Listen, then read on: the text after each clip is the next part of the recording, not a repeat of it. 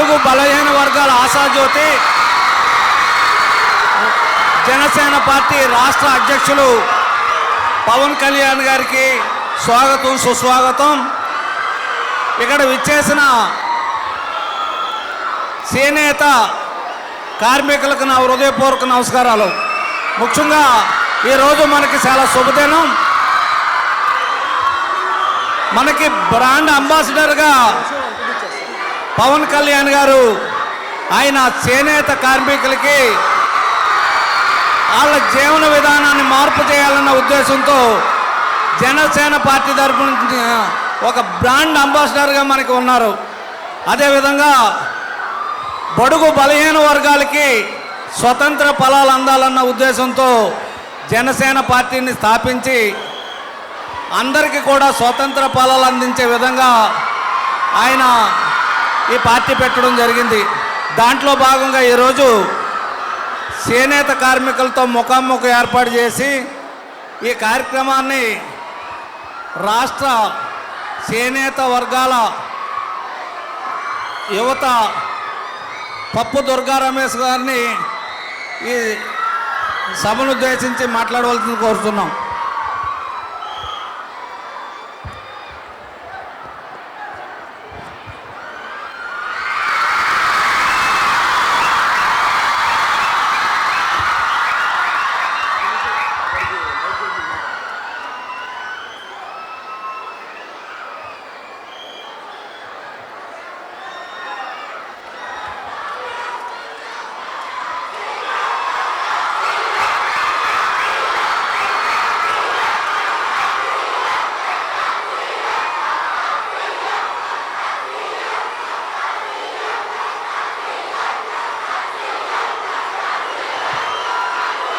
మాట్లాడతారు. ఒక్క నిమిషం.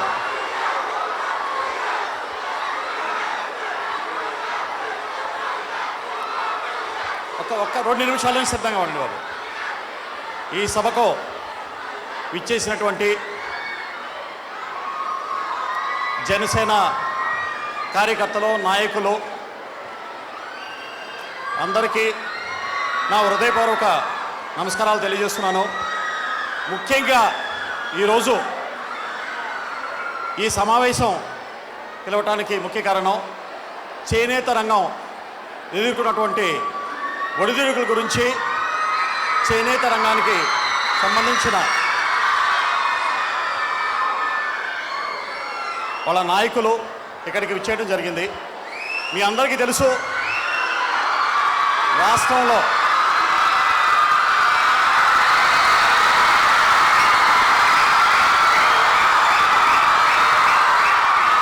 చెప్పాల్సింది మీరు చెప్తూనే ఉంటారా? ఒకసారి అందరికీ నా హృదయపూర్వక నమస్కారాలు. పెద్దలు పార్టీ జనరల్ సెక్రటరీ గారు చంద్రశేఖర్ గారు మాట్లాడిన నేను మాట్లాడతాను. నేను 2 నిమిషాలు, ఆ తర్వాత పవన్ కళ్యాణ్ గారు మాట్లాడతారు. 2 నిమిషాలు. ఎందుకంటే మీకంటే ముందు మనం ఈ చేనేత రంగానికి సంబంధించిన పెద్దల్ని ఇక్కడ పిలవడం జరిగింది. వారి సమయంలో మీరు వచ్చారు. వారి గురించి 2 నిమిషాలు మాట్లాడిన తర్వాత మీ గురించి మాట్లాడతారు. ముఖ్యంగా ఇక్కడ మనం చర్చించుకోవాల్సింది, ఈరోజు రాష్ట్రంలో వ్యవసాయ రంగం తర్వాత ఎక్కువ మందికి జీవనోపాధి కల్పించేటువంటి రంగం చేనేత రంగం. అటువంటి రంగాన్ని రాష్ట్ర ప్రభుత్వం, కేంద్ర ప్రభుత్వం నిర్లక్ష్యం చేయటం వల్ల చేనేత రంగం ఈరోజు అనేక ఒడిదుడుకుల్ని ఫేస్ చేస్తుంది. కానీ పవన్ కళ్యాణ్ గారు ఒక్కరే చేనేత రంగానికి వెన్నుదన్నుగా ఉంటానని హామీ ఇచ్చారు.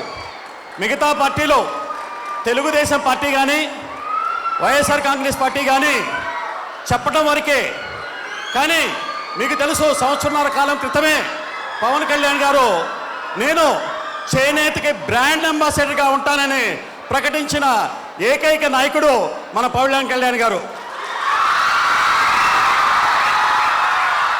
ఆయన బ్రాండ్ అంబాసిడర్గా ఉంటానని చెప్పటమే కాదు, ఆయన ఆచరణలో కూడా అది చేసి చూపిస్తున్నారు. ఆయన ఓన్లీ చేనేత దుస్తుల్ని ధరిస్తారు. మీరు అందరూ అబ్జర్వ్ చేశారా లేదో, ఆయన ముఖ్యంగా చాలా ఎక్కువ రోజులు ఆయన చేనేత దుస్తుల్ని ధరిస్తారు. చేనేతకి సంబంధించిన పంచనే కడతారు, ఆ క్లాత్నే కడతారు.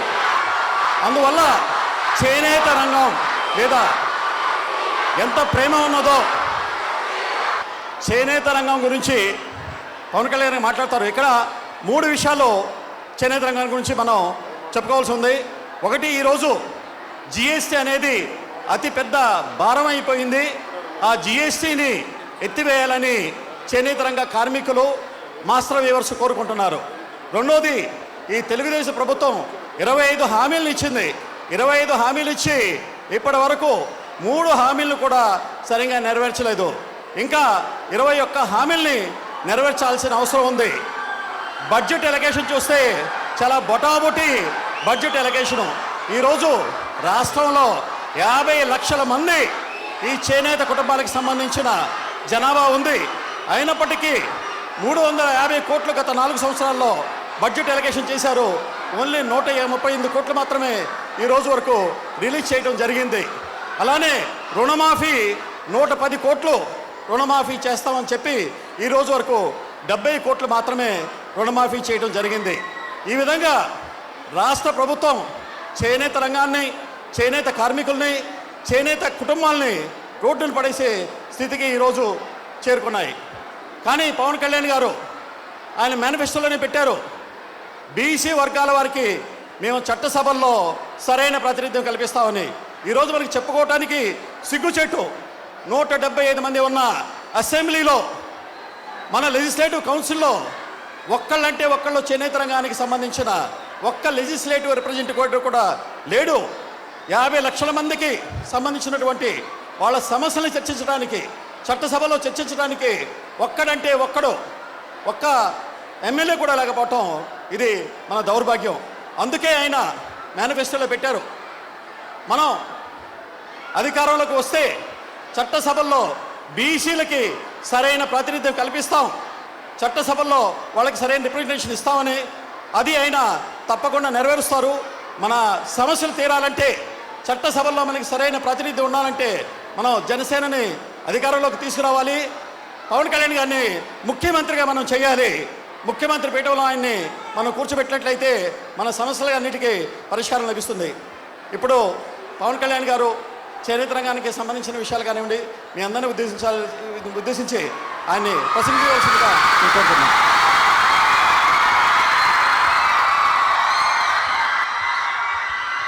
ఒకసారి మీ అందరూ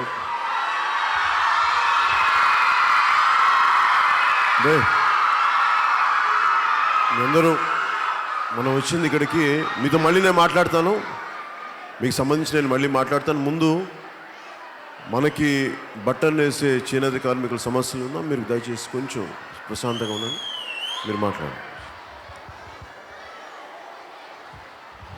దయచేసి నేను ఈ సమస్య వినాలి, నాకు కొంచెం అరుపులు లేకుండా ఉన్నాను, దయచేసి నా రిక్వెస్ట్ ప్లీజ్.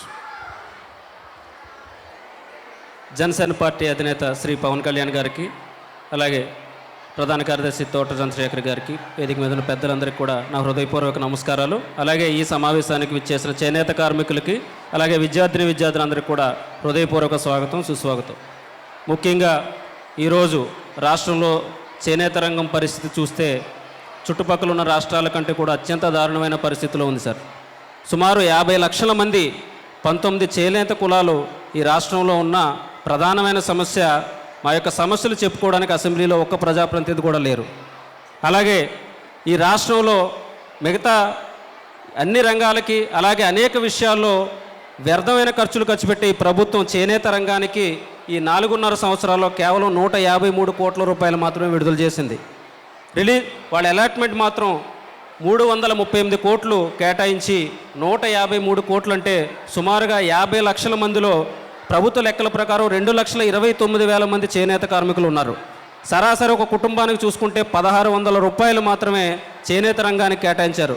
అది కూడా చేనేత రుణమాఫీ, అలాగే పెన్షన్లు అన్నీ కలుపుకుని కేవలం ఈ డబ్బులు మాత్రమే 153 కోట్ల రూపాయలు ఖర్చు పెట్టారంటే ఎంత దారుణమైన బడ్జెట్ ఎలకేషన్ ఉందో ఒకసారి చూడాలి.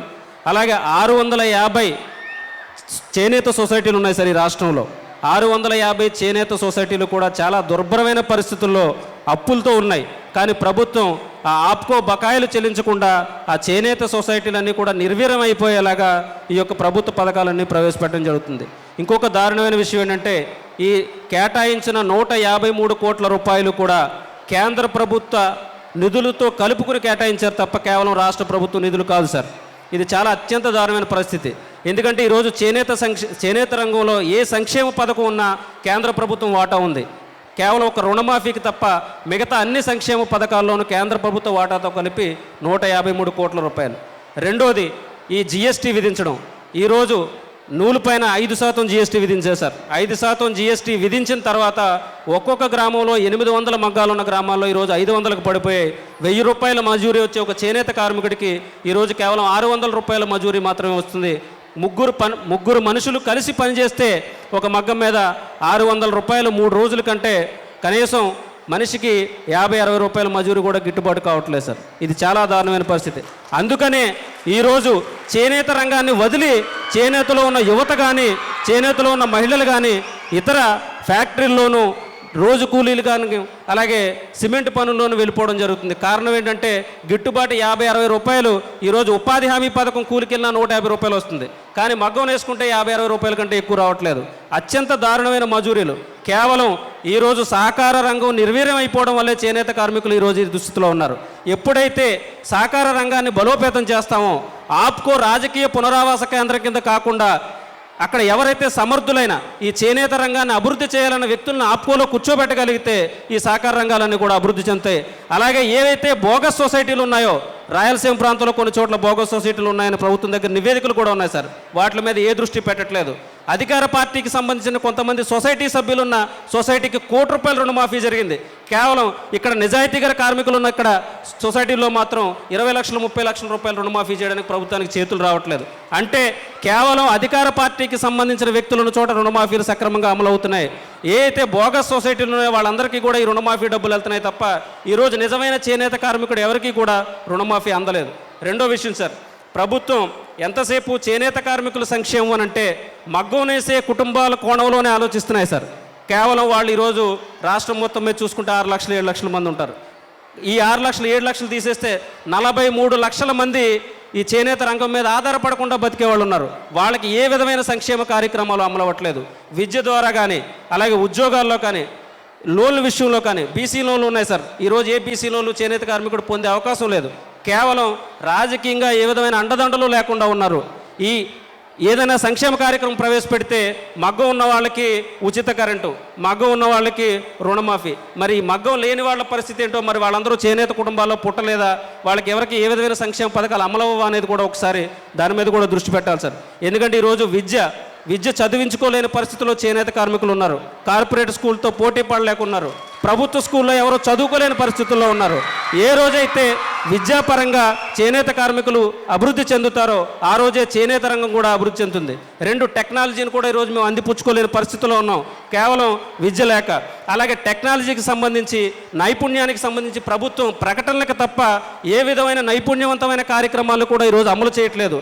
ఈరోజు 4.5 సంవత్సరాల్లో ఏ రాజకీయ పార్టీ కన్నా మేము ఛాలెంజ్ చేస్తున్నాం. చేనేత కార్మికుల కుటుంబాల నైపుణ్యాన్ని మెరుగుపరచడానికి మీరు ఏ విధమైన కార్యక్రమాలు చేశారో బహిరంగ చర్చకు రండి. దాని మీద మీరు కూడా పరిశీలించవలసిందిగా కోరుతున్నాం. అలాగే ఈరోజు రుణమాఫీ ఉంది సార్. రుణమాఫీ 110 కోట్ల రూపాయలు చేయాలి, కేవలం 70 కోట్లు చేశారు. అది కూడా 4 సంవత్సరాలు 3 సంవత్సరాల క్రితం చేశారు. మళ్ళీ దాని మీద 10-15 కోట్లు ఇంట్రెస్ట్ అయి కూర్చుంది సార్.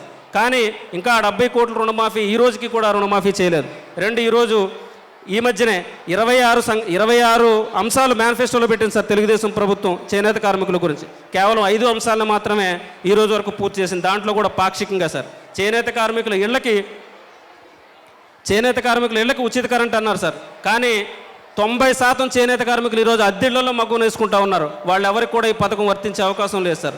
కారణం ఏంటంటే ఈరోజు ఎవరన్నా అద్దెల్లో ఉన్న చేనేత కార్మికుడు, మీరు ప్రభుత్వం వారు ఉచిత కరెంట్ ఇస్తానంటున్నారు, మీరు అగ్రిమెంట్ ఇవ్వండి అంటే ఇల్లు ఖాళీ చేసేయండి అంటున్నారు సార్. ప్రధానమైన సమస్య. అలాగే రెండోది, ఈ ఉచిత కరెంటు కాకుండా ఈ మధ్య కాలంలోనే నేత విరామ భృతి అమలు చేశారు. నెలకి 2,000 రూపాయలు చొప్పున 2 నెలల పాటు వర్షాకాలంలో మగ్గం వేసుకునే వీలు ఉండదు కాబట్టి, మగ్గాల కదలవు కాబట్టి 2,000 రూపాయలు చొప్పున 2 నెలలకి 4,000 రూపాయలు నేత విరామ భృతి. అనేక ఆంక్షలతో ఈరోజు మత్స్యకారులకి 4 నెలల పాటు విరామ భృతిని అమలు చేస్తున్నారు. సేమ్ అదే పరిస్థితిలో ఈరోజు వర్షాకాలం మొత్తం కూడా మగ్గాలు కదిలే పరిస్థితి ఉండదు సార్. ఈ పథకాన్ని 4 నెలల పాటు చేనేత కార్మికులకు కూడా పూర్తి స్థాయిలో అందుబాటులోకి తీసుకొస్తే బాగుంటుంది. 2, ఈరోజు పెన్షన్ అమలు చేస్తున్నారు సార్. పెన్షన్ అమలు చేసే విషయంలో ఒక రేషన్ కార్డు మీద ఒక వ్యక్తికే పెన్షన్ ఉంటుంది సార్. కానీ ఒక మగ్గం మీద 3 వ్యక్తులు ఆధారపడి బతుకుతున్నారు జీవితాంతం. కానీ వాళ్ళు ఎవ్వరికి కూడా పెన్షన్ అందట్లేదు. ఈ విషయంలో కూడా ఒక కుటుంబంలో 2 వ్యక్తులకి పెన్షన్ అమలు చేయగలిగితే ఆ కుటుంబం కొంతవరకు మనం భరోసా కల్పించినట్టు అవుతుంది సార్. అలాగే ఈ జిఎస్టీ సమస్యని, ముఖ్యంగా 5% జిఎస్టీ సమస్య వల్ల ఎవరైతే మాస్టర్ వీవర్స్ దగ్గర సొసైటీలో కాకుండా మాస్టర్ వీవర్స్ దగ్గర నేస్తున్నారో వాళ్ళందరికీ కూడా మజూరీలు తగ్గి, ఎందుకంటే వాళ్ళకు కూడా ప్రాఫిట్లు తగ్గి మజూరీలు తగ్గించేయడం జరిగింది సార్. ఈ జిఎస్టీని కేంద్ర ప్రభుత్వం చేత రద్దు చేయించడం కాలేని పక్షంలో రాష్ట్ర ప్రభుత్వమే భరించినట్లయితే కొంతవరకు చేనేత కార్మికులకి మేలు జరుగుతుంది సార్. అలాగే ఆప్కోని మాత్రం పూర్తి స్థాయిలో ప్రక్షాళన చేయకుండా, సహకార రంగాన్ని బలోపేతం చేయకుండా చేనేత కార్మికులు ఎట్టి పరిస్థితుల్లోనూ లాభపడరు, ఎట్టి పరిస్థితుల్లోనూ అభివృద్ధి చెందరు సార్. అలాగే గతంలో హెల్త్ కార్డులు ఉండే సార్, 30,000 రూపాయలకి ఈరోజు చేనేత కార్మికులు ఉన్నారు సార్. కీళ్ల నొప్పులు, కంటి చూపు మందగించడం, ఇవన్నీ చిన్న చిన్న వ్యాధులు. వీటికి మనం ట్రీట్మెంట్ చేయించుకోవాలంటే ఆరోగ్యశ్రీ కార్డులు చేయించుకోండి అన్నారు. శస్త్రచికిత్సలకు తప్ప ఆరోగ్యశ్రీ కార్డు దేనికి పనిచేయదు. కావున ఇలాంటి చిన్న చిన్న సమస్యలకి వేలాది రూపాయల అప్పులు పాలైపోయి హెల్త్ కార్డులు లేకుండా చేనేత కార్మికులు ఎంతోమంది బాధపడుతున్నారు. గతంలో ఉన్న హెల్త్ కార్డులు మళ్ళీ పునరుద్ధరించగలిగితే ఎన్నో కుటుంబాలకు మేలు చేయగలిగిన వాళ్ళు అవుతాం సార్. ఆ విధంగా కూడా మీరు దీని మీద దృష్టి పెట్టాలి. ముఖ్యంగా ఈరోజు 19 చేనేత కులాలు ఉన్నాయి. ఈ 19 చేనేత కులాలు కేవలం చేనేత కార్మికులే కాకుండా చేనేత సామాజిక వర్గం మొత్తం అభివృద్ధి చెందాలి అని అంటే ఈ రాష్ట్రంలో 1,000 కోట్ల రూపాయలతో చేనేత కులాల కార్పొరేషన్ ఏర్పాటు చేసినట్టయితే కేవలం చేనేత కార్మికులకే కాకుండా ఆ చేనేత కుటుంబాలకు కూడా అభివృద్ధి చెందుతారు. అనేక విషయాల్లో వాళ్ళకి ఉపయోగం ఉంటుంది. కాబట్టి చేనేత కులాల కార్పొరేషన్ దిశగా కూడా మీరు ప్రయత్నించాలని, అలాగే చట్టసభల్లో ఈరోజు 4.5 సంవత్సరాల్లో ఏ ఒక్క ప్రజాప్రతినిధి అయినా చేనేత కార్మికుల సంక్షేమం గురించి కానీ చేనేత కార్మికుల సంస్కరణ గురించి కానీ మాట్లాడారా అని చెప్పి మేము ఆర్టీఐ ద్వారా దరఖాస్తు తీసుకొస్తే 16 ప్రశ్నలు, అవి కూడా చేనేత కార్మికులకి మీరు ఏమేమి సంక్షేమ పథకాలు అమలు చేస్తున్నారు, చేనేత కార్మికులకి ఎంతంత నిధులు కేటాయించారు, ఇవి తప్ప చేనేత సంస్కరణలకు సంబంధించిన ఒక్క ప్రశ్న కూడా ఏ ఒక్క ప్రజాప్రతినిధి అడగలేదు. కారణం ఏంటంటే చేనేత సమస్యల మీద వాళ్ళు ఎవరికీ అవగాహన లేకపోవడం. ఖచ్చితంగా చేనేత సామాజిక వర్గం నుంచి ప్రజాప్రతినిధులు చట్టసభలో ఉన్నట్లయితే మా సమస్యలను కొంతవరకు ప్రభుత్వం దృష్టికి, సమాజం దృష్టికి తీసుకెళ్ళడానికి అవకాశం ఉంటుంది. కాబట్టి ఆ దిశగా మీరు అవకాశం కల్పిస్తారని, చేనేత రంగం పట్ల ప్రత్యేక శ్రద్ధ కనబరిచి బ్రాండ్ అంబాసిడర్గా మీరు ఉన్నప్పటికీ కూడా ప్రభుత్వం అనుసరిస్తున్న విధానాల వల్ల రోజు రోజుకి చేనేతలు వెనకబడిపోతుంది తప్ప ముందుకెళ్లే అవకాశం లేదు. కాబట్టి ప్రభుత్వం సంక్షేమ పథకాలే కాకుండా సంస్కరణల దృష్ట్యా 1985 సంవత్సరంలో ఏదైతే చేనేత రిజర్వేషన్ చట్టం ఉందో 22 రకాల ఉత్పత్తులను కఠినంగా చేనేత కార్మికులే ఉత్పత్తి చేయాలనే ఒక చట్టం ఉంది సార్. అది అమలవ్వట్లేదు. ఆ 22 రకాల్లో సుమారు 10 రకాలు మిల్లుల మీద తయారవుతున్నాయి. వాటితో పోటీపడి సాధారణ చేనేత కార్మికుడు పోటీ పడలేడు. కాబట్టి తక్కువ రేటుకి మిల్లుల మీద వచ్చింది. కాబట్టి 22 రకాల ఉత్పత్తుల్ని ఉత్పత్తి చేయడంలో ప్రభుత్వం కూడా చాలా అశ్రద్ధ కనబరిచింది సార్. ఇంకొక దుర్మార్గమైన విషయం ఏంటంటే ఈ అన్ని సమస్యలు కూడా 1951 సత్యాగ్రహ ఉద్యమంలో ఆ రోజు మద్రాసులో ఏదైతే తీర్మానించారో అవే సమస్యలు ఈరోజు 2018 వరకు కూడా కొనసాగుతున్నాయంటే ఎంత దుర్మార్గమైన పరిస్థితిలో చేనేత రంగం ఉందో ఒకసారి ఆలోచించండి సార్. ఈ సమస్యల మీద జనసేన పార్టీ తమ వంతు బాధ్యతగా చేనేత కార్మికులే కాకుండా చేనేత సామాజిక వర్గ అభివృద్ధికి మీ వంతు కృషిని, సహాయ సహకారాన్ని పూర్తిగా అందిస్తే మీ వెంట చేనేత సామాజిక వర్గం మొత్తం ఉండడానికి మేమంతా సిద్ధంగా ఉన్నామని చెప్పి ఈ సందర్భంగా తెలియజేస్తూ ఈ అవకాశాన్ని ఇచ్చిన పెద్దలందరికీ మరొకసారి ధన్యవాదాలు. Thank you sir. Durga Kumari garu. Janasena party అధ్యక్షులు గారికి, పవన్ కళ్యాణ్ గారికి నా నమస్కారాలు సార్. ముందుగా నేనేం తెలియజేసుకోవాలనుకుంటున్నానంటే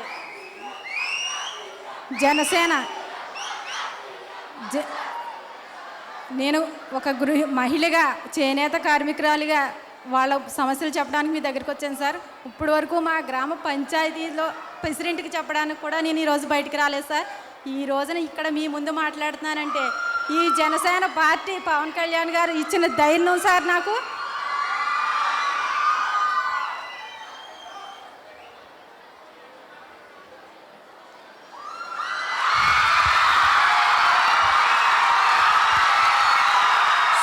మెయిన్ మా సమస్యలు ఏంటంటే మా గ్రామంలో ఒక 80 కుటుంబాలు ఉన్నాయి సార్.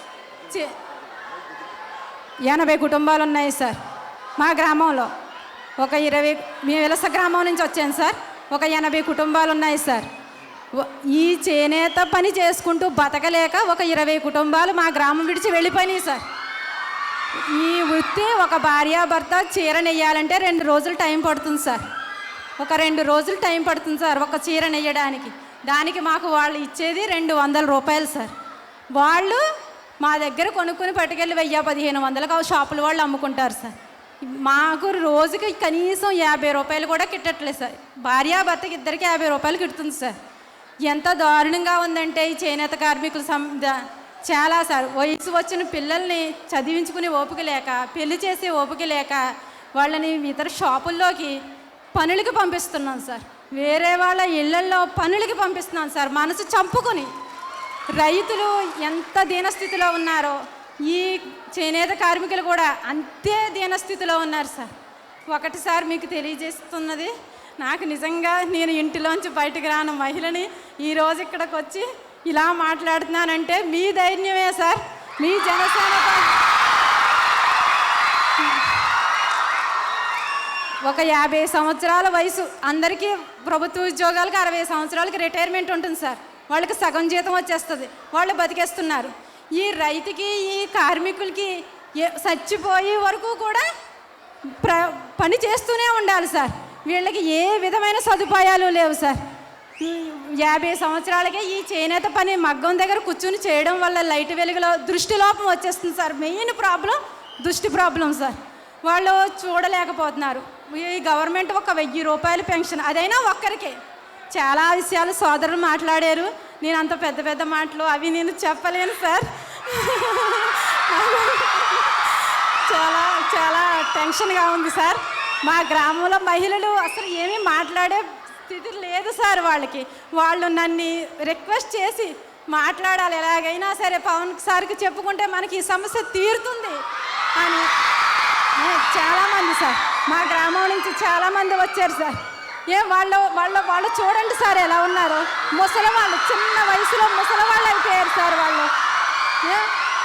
వాళ్ళు కొంత టైం వచ్చేవరకు కనీసం 50 సంవత్సరాలు వచ్చినట్టుగా రోడ్డు అంతా నడవలేరు సార్. అంటే రోజు చేతులు కాళ్ళు వాళ్ళు ఈ పని చేయడం వల్ల సార్ వాళ్ళు నడవలేరు సార్. రైతన్న ఈ కార్మికుడు చేతులతో కాళ్ళతో పని చేయవలసిన కర్మ పట్టింది సార్. ఎందుకు సార్ వాళ్ళకి ప్రభుత్వం ఏ ఒక్క సదుపాయం లేదు సార్.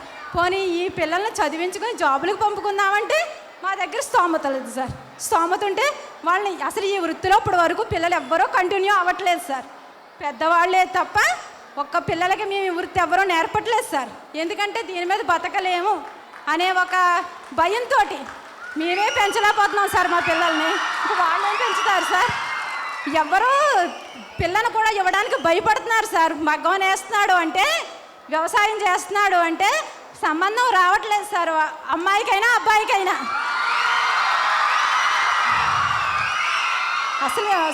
అసలు మాట్లాడడానికి కూడా అర్హత లేదు సార్. ఎందుకంటే మగ్గం చేస్తాడా, వ్యవసాయం చేస్తాడా, అస్సలు 10 ఎకరాలు ఉండేవ్వండి. ఈ కార్మికుడు 10 వీడికి ఆస్తున్నా సరే ఈ మగ్గం దగ్గర కూర్చుంటే వాడికి అస్సలు పిల్లని ఇవ్వడానికి కానీ, ఈ పిల్లని తీసుకెళ్ళి వాళ్ళ ఇంట్లో పెట్టుకోవడానికి కానీ అస్సలు ఇష్టపడట్లేదు సార్. వేరే వాళ్ళ ఇంట్లో మేము ఎక్కువ పనులు చచ్చిపోయి మేము సగం చచ్చి చేయించుకుంటున్నాం సార్. మా ఊళ్ళో జాబులు చేసి చదువుకున్న వాళ్ళు కూడా అమలాపురం షాపుల్లో పని చేస్తున్నారు సార్. అమలాపురం షాపుల్లో చాలా షాపుల్లో రోజు వాళ్ళ ఒక జాబ్కి వాళ్ళు ధైర్యంగా వెళ్ళి జాబ్ చేసే హక్కు ఉంది సార్. కానీ వాళ్ళ తల్లిదండ్రుల దగ్గర స్తోమత లేక ఈ రోజున అమలాపురం షాపుల్లో చాలామంది పని చేస్తున్నారు సార్. తర్వాత ఒకటిసారి 50 సంవత్సరాలు వచ్చాక వాళ్ళకి కళ్ళు కనిపించవు, ఏమీ చేయలేని పరిస్థితి. వాళ్ళు ఏదో రోడ్లంటే అటు ఇటు తిరగటం తప్ప వాళ్ళకి జీవనోపాధి అంటూ ఇంకేమీ లేదు. ఇది చేయలేరు సార్, ఇంకో పనికి వెళ్ళలేరు. వాళ్ళ పరిస్థితి ఈ 1000 రూపాయలతో బతకలేకపోతున్నారు సార్. మేము ఈ నేచిన చీర 200కి ఇచ్చి వాళ్ళు ఎక్కువగా అమ్ముకుంటుంటే మాకు ఎంత బాధ కలుగుతుందంటే ఇది ఎంత దారుణం అని మేము కుటుంబం కోసం ఆలోచిస్తున్నాం తప్ప మేము ఇంక ఏం చేయాలి. కానీ స్వాతంత్రం వచ్చి 2 సంవత్సరాలు అయింది సార్. ఎన్నో ప్రభుత్వాలు మారినాయి, కానీ ఈ చేనేత కార్మికుల గురించి మాట్లాడే అవకాశం ఏ పార్టీ ఇవ్వలేదు సార్. ఈ రోజున జనసేన పార్టీ పవన్ కళ్యాణ్ గారు, ఈ జనసేన పార్టీ పవన్ కళ్యాణ్ గారే ఇచ్చారు సార్. నేను ఒక పంచాయతీ ప్రెసిడెంట్తో మాట్లాడదామంటే ఎందుకమ్మా ఇక్కడికి వచ్చా వెళ్ళిపో అన్నాడు సార్ ఒక విషయం మీద. ఈ రోజున నేను ఇంతమంది ముందు మీ ముందు నేను అస్సలు అనుకోలేదు సార్, మాట్లాడాను సార్. ఒక ప్రెసిడెంట్ సార్. మళ్ళీ ఒక విషయం సార్, ఒక గృహం కట్టుకుందామంటే ఓ ఇంటిని బట్టి లోన్ ఇస్తాడు సార్. 1,50,000 లేకపోతే 1,50,000కి 15,000 రూపాయల లంచం తీసుకుంటున్నారు సార్ అధికారులు. 1,00,000 రూపాయలకి 10,000, 1,00,000 రూపాయలు ఇస్తే 10,000 సార్. 1,50,000కి 15,000. అందులో ఏ డౌటు లేదు సార్. అధికారులు కంపల్సరీ తీసుకుంటున్నారు సార్. మళ్ళీ 6 విడతలుగా ఇస్తున్నారు సార్ ఈ సొమ్ము.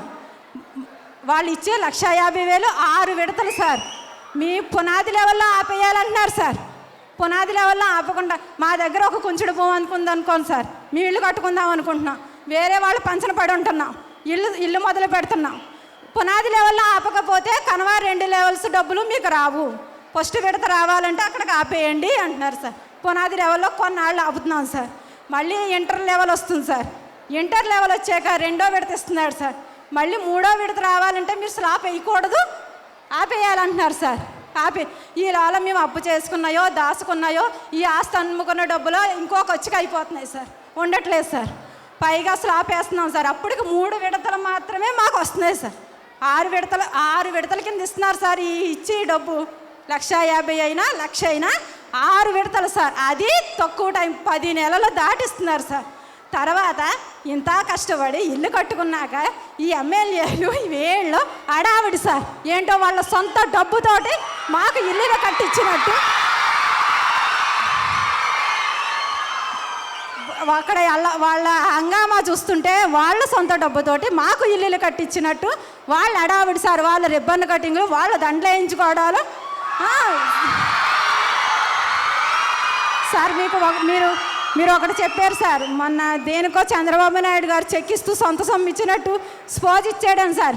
అంతకన్నా ఎక్కువ బిల్డప్లు ఇస్తున్నారు సార్ ఇక్కడ నాయకులు. తర్వాత సార్ లోకేష్ ఇసుక మాఫియా అన్నారు సార్. అలాగే లోకేష్ వీధి లైట్ల మాఫియా ఒకటి ఉంది సార్. మా గ్రామంలో వీధి లైట్లు వేస్తే 6 నెలలు ఎలగలేదు సార్. లైట్లు వేసిన నెలలకి ఆరిపోయినాయి సార్. కంప్లైంట్ చేశాం సార్. ఎవరికి? సెక్రటరీ గారికి, ప్రెసిడెంట్ గారికి కంప్లైంట్ చేస్తే అబ్బే విజయవాడలో ఉంది సిస్టమ్, విజయవాడలో ఉంది సిస్టమ్, లోకేష్ గారు అధ్యక్షులు అక్కడి నుంచి రావాలి,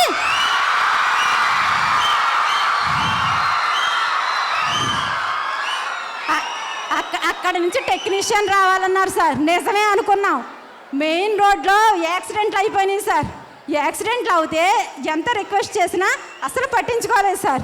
పైగా మా ఇంటికి వచ్చి కరెంట్ లైట్ పోతే వచ్చి బాగు చేసే ఎలక్ట్రీషియను స్తంభం ఎక్కి సార్ మా ఎదురుగుండా ఆ కలెక్షన్ ఇప్పి కార్బన్ చాకుతో ఇలా గోకి టేప్ వేస్తే లైట్ వెలిగింది సార్.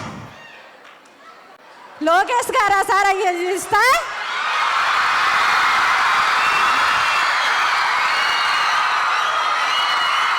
చెప్పండి సార్. నాకు ఈ చంద్రబాబు నాయుడు గారు అవినీతి నిజం సార్.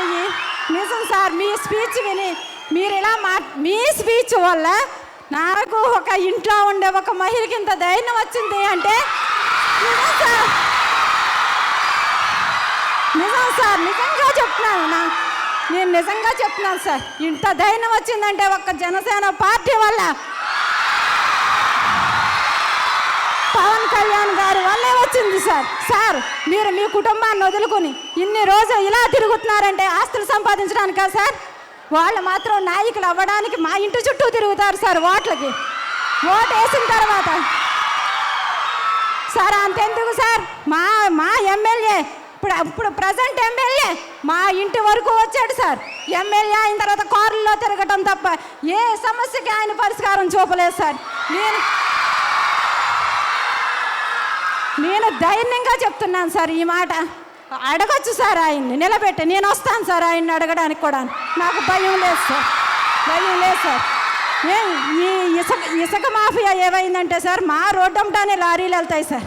మా రోడ్డంటానే ఇసుక లారీలు వెళ్తాయి సార్. రోజు నైట్ టైం సార్, పట్టబగటాలు కాదు, అది దుర్మార్గం అని అన్యాయం కదా సార్. అది నైట్ టైం ఎవరన్నా సొంత వాళ్ళు అక్కడ ఇల్లువ కట్టుకుందామంటే 20,000 30,000 సార్ ఒక లారీ. 20,000 నుంచి 30,000 సార్. అది ఫ్రీగా అన్నారు చంద్రబాబు, ఫ్రీ ఇసుక ఫ్రీ అన్నాడు సార్. ఫ్రీ కాదు సార్. ఎక్కడ యాక్సిడెంట్లు నైట్ టైం వెళ్ళడం వల్ల, ఈది లైట్లు లేకపోవడం వల్ల యాక్సిడెంట్లు అవి చనిపోతే సార్, ఒక్క పూట ఆపడమే తప్ప మళ్ళీ నెక్స్ట్ నుంచి స్టార్ట్ అయిపోయేది సార్. వాళ్ళు డబ్బుతో కొనేసి, ప్రాణాన్ని డబ్బుతో కొనేసేవారు సార్. ప్రాణాన్ని నైట్ టైము వాళ్ళు ఫాస్ట్గా డ్రైవర్లు తోలటం వల్ల వ్యక్తులు చనిపోతే వాళ్ళని డబ్బుతో కొనేసి ఆ చనిపోయిన బాడీని పక్కకు లాగేసి వాళ్ళు మళ్ళీ స్టార్ట్ చేసేసారు సార్. ఈ రోజు లంక గ్రామాలు మొన్న వచ్చిన ఫ్లడ్కి సార్ మొత్తం ఒక 100 ఎకరాలు మూసిపోయింది సార్. ఈ చేనేత కార్మికులు ఎలాగ ఇప్పుడు ఒక తుఫాన్ లాంటిది ఏదన్నా వస్తే మాకు సరైన అవసరం లేవు సార్. ఎలా ఇది అయిపోతున్నామో, సరిగ్గా కరెంటు లేదు సార్, నీటి వసతి లేదు సార్. మా గ్రామంలో నీటి వసతి లేదు సార్. ప్రెసిడెంట్ పట్టించుకోడు సార్. చెప్తే అతను ఏదో చెప్పారు అంతే, అంత మట్టుకే ఒక్క సమస్య తీర్చినట్టు లేదు సార్. కానీ చెప్తున్నాను సార్, 2014లో మేమైతే ఓటు వేయకపోదాం సార్, కానీ మీరు చెప్పడం వల్ల తెలుగుదేశం పార్టీకి మేము ఓటేసాం. అప్పుడైతే మేము చాలా సందిగ్ధంలో ఉన్నాం సార్, ఎవరికి వెయ్యాలి ఓటు, ఎందుకు ఎన్ని ప్రభుత్వాలు వచ్చినాయి, ఏం చేసినాయి అని మేము ఓటు వేయకపోదాం అనుకున్నాం సార్. కానీ మిమ్మల్ని వాళ్ళు వచ్చి అడిగారు సార్. మిమ్మల్ని మీ రోజున వాళ్ళు ప్రశ్నిస్తున్నారు, ఏదో మీరు వెళ్ళి వాళ్ళకు చేసిన కాదు సార్. మీరు అన్నట్టు మిమ్మల్నే వాళ్ళు అడుక్కున్నారు సార్, సపోర్ట్ చేయమని మిమ్మల్ని. పవన్ కళ్యాణ్ గారు మాకు సపోర్ట్ చేయండి తెలుగుదేశానికి అని మిమ్మల్ని అడిగారు సార్. వాళ్ళు పవన్ కళ్యాణ్ గారు మాకు సపోర్ట్ చేయాలని వాళ్ళు అడిగారు సార్ మిమ్మల్ని. కానీ వాళ్ళు ఇప్పుడు ఏం చెప్తున్నారంటే, అబ్బే మా అమ్మాయిని ఆయన అడిగాడు అన్నట్టు మాట్లాడుతున్నారు సార్. వాళ్ళు తెలియదు అనుకుంటున్నారు సార్. అందరికీ తెలుసు సార్ ఈ విషయం, అందరికీ తెలుసు సార్ ఈ విషయం, అందరికీ తెలుసు సార్ ఈ విషయం. సార్ నేను చాలా ఆనందంగా ఉంది సార్, మీకు ఈ చేనేత కార్మికుల గురించి ఈ విషయాలు మీరు విన్నందుకు. నాకు నిజంగా ఒక్కటి సార్, ఒకటి, ఎందుకంటే ఒక గృహిణిగా కూడా మీ గృహిణిని నేను అప్రిషియేట్ చేస్తున్నాను సార్, ఒక గృహిణిగా కూడా. ఎందుకంటే ఇన్ని రోజులు నేను మా వారు బయటికి వెళ్ళి 2 రోజులు లేట్గా వస్తే ఏంటని అడుగుతాను సార్.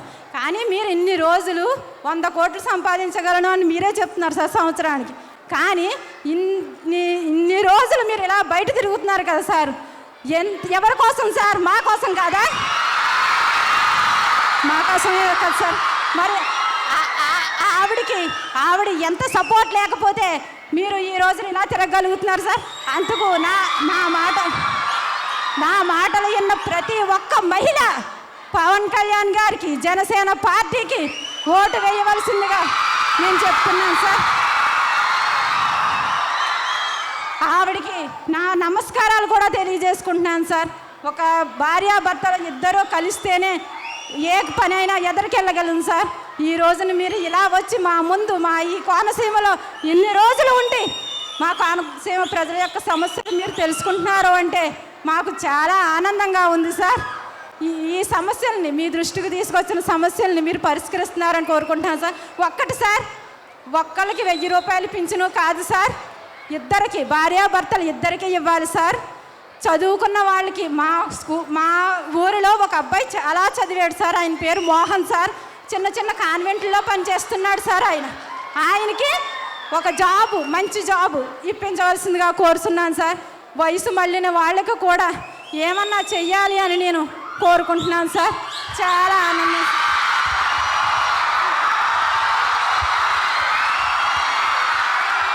కటవం గణపతి గారిని మాట్లాడుతుంది.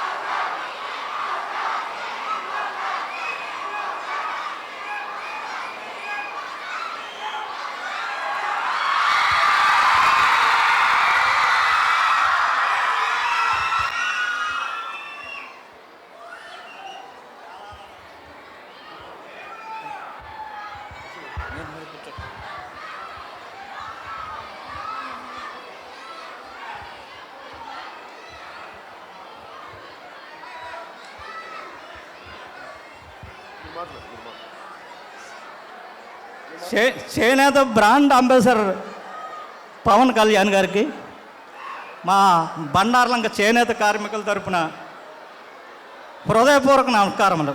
నా పేరు కటకం గణపతిరావు. బండార్లంక చేనేత సంఘ ఉపాధ్యక్షుడిగా పనిచేశాను సార్. చేనేతల మీద చిన్నప్పటి నుంచి పోరాటాలు చేయటం బాగా అలవాటు అయిపోయింది. ఏముంది, ఏది ఏమైనా చేనేతకు సంబంధించి తమరు ఇంత కార్యక్రమం తీసుకుని ముఖాముఖి కార్యక్రమం ఏర్పాటు చేశారంటే చాలా గర్వకారణం సార్. మాకు చేనేతకు సంబంధించి జిల్లాలో 50 చేనేత సొసైటీలు ఉన్నారు సార్. 50 చేనేత సొసైటీల్లో 12 సంఘాలు మాత్రమే లాభాలు నడుస్తున్నాయి. 38 సంఘాలు నష్టాల్లో ఉన్నాను. ఏమంటే 38 సంఘాలు కూడా ఎత్తివేస దశకు ఉన్నాయి. ఇవాళ జిల్లా మొత్తం మీద నిజమైన చేనేత సహకార సంఘాలే ఉన్నాయి.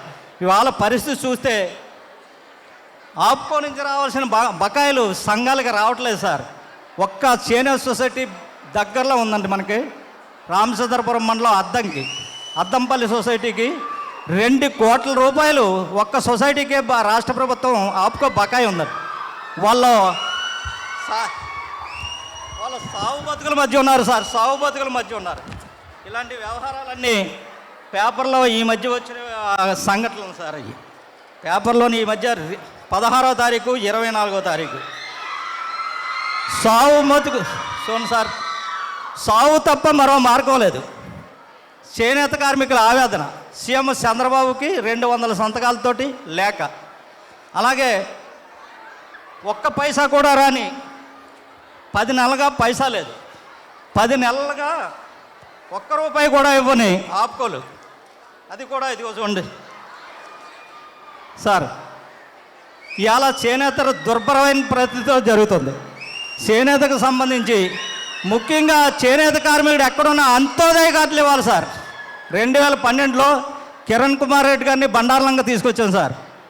బండార్లంకలో 1746 మందికి అంత్యోదయ కార్డులు మంజూరు చేసి ఏకైక వ్యక్తి ఆయనే. ఇవాళ చేనేత సంఘాలు కానీ చేనేత కార్మికులు కానీ బ్రతుకున్నారంటే దిగంగత మన ఎన్టీ రామారావు గారు, వైఎస్ రాజశేఖర రెడ్డి గారి వల్ల ఇంకా చేనేత బ్రతుకుందండి. ఎంచేతంటే పావలా వడ్డీ రాయితీ, చేనేత సహకార సంఘాలకి నూలుమై సబ్సిడీ, తర్వాత ఆరోగ్య బీమా ఇలాంటి సౌకర్యాలు కల్పించి ఘనత ఆయనకుంటే జనతా వస్త్రాల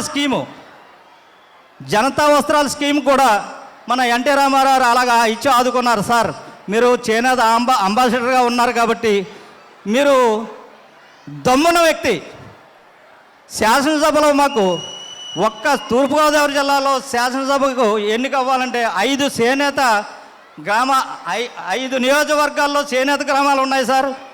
5 చోట్ల రాజోలు, కోనసీమలో రాజోలు, రాజమండ్రి రూరల్లో 3 రామచంద్రపురం, 4 పెద్దాపురం, 5 పిఠాపురం సీట్లు. 5 సీట్లలో కనీసం మీరు ఒక్క సీట్ అయినా ఇచ్చి మా చేనేత కార్మికుల ఆవేదన బాధ శాసనసభలో చట్టసభల్లో వినిపించే ఏర్పాటు చేయాలని మా గ్రామం తరఫున కోరుకుంటున్నాను సార్.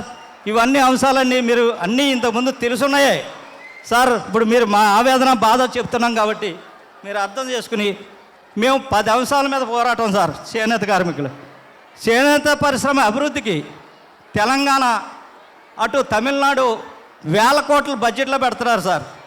రాష్ట్ర ప్రభుత్వం మన ఇప్పుడున్న రాష్ట్ర ప్రభుత్వం 133 కోట్లు అంటే కొంచెం 4 సంవత్సరాలు అంతే విడుదల చేసింది. అలాగే రాష్ట్ర ప్రభుత్వం చేనేత అభివృద్ధికి 1000 కోట్లు బడ్జెట్లో పెట్టాలండి, పూర్తిగా విడుదల చేయాలి. జిఎస్టీ నుండి చేనేతను మినహాయించాలండి. జిఎస్టీ బాధ ఎంత బాధ వచ్చిందంటే నేను చిన్న మాస్టర్ గారిని ఉదాహరణకి ఒక మూట పట్టుకెళ్ళి ఆ ఎస్ఆర్ఎండి కానీ నవతకు కానీ బుక్ చేస్తే అక్కడ బేబిల్లు అడుగుతున్నాడు.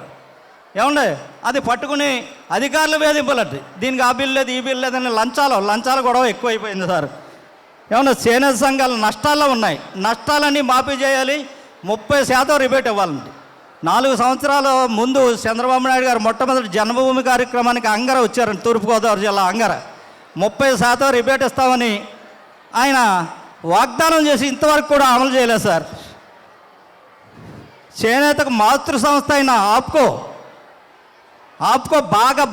బాగా అప్పులో కూరుకుపోయి చేనేత సహకార సంఘాల దగ్గర తీసుకున్న డబ్బు ఇప్పుడు కూడా సంవత్సరాలు గడిచినా ఇవ్వకపోవటం, దాని మీద సేనా సహకార సంఘాలన్నీ మూతపడే పరిస్థితి ఏర్పడిపోయింది సార్. మహాత్మా గాంధీ బునకర యోజన పథకం అమలు చేయాలి సార్. ఉపాధి హామీ పథకాన్ని కూడా చేనేతకి అనుసంధానం చేయాలని ఈ సభాముఖంగా కోరుకుంటూ, గ్రామంలో ఒక్క బండార్లంక చేనేత గ్రామంలోనే అంత్యోదయ కార్డులు ఇచ్చారు సార్. ఏదైనా మేము బాగా కార్యక్రమాలు చేసి కిరణ్ కుమార్ రెడ్డి గారు, విశ్వరూప్ గారి దయ వల్ల కిరణ్ కుమార్ రెడ్డి గారిని బండార్లంక తీసుకొస్తే ఆయన ఒక్క గ్రామానికి అని ఆయన ఒక్క గ్రామానికే విడుదల చేశారు సార్. 1746 కోట్లు 2012 7వ నెల అప్పుడు వచ్చారు సార్ బండార్లంక. అలాగే రాష్ట్రం అంతా ఎక్కడ చేనేత కార్మికులున్నా అంత్యోదయ కనీసం అన్నమన్నా తిని గింజలనే తాగుతారు సార్. చేనేత ఇంత హీనమైన పరిశ్రమ ఏదైనా ఉందంటే రాష్ట్రం మొత్తం మీద చేనేత పరిశ్రమ ఒక్కటే అని సభాముఖంగా చెప్తున్నాను సార్. దమ్మున వ్యక్తిగా మీరు ఈ అవినీతి ఆరోపణలు అవి చాలా ఉన్నాయి ప్రభుత్వాలు. మేము ఏం మాట్లాడినా మా ఇంటి మీద యుద్ధాలకు వస్తున్నారు సార్ పార్టీ వాళ్ళంతా. అంచేత మీరు మా వెనకాల ఉంటారో ముందుంటారో మాకు తెలియదు, కానీ మీరు శాసనసభలో మాత్రం మాకు ప్రాతినిధ్యాలు కల్పించాలి సార్. శాసనసభలో మా వాడి వినిపించాలంటే శాసనసభలో చట్టసభల్లో మాకు ప్రాతినిధ్యం కల్పిస్తేనే మా గోడు ఆవేదన అంతా వ్యక్తం అవుతుంది సార్.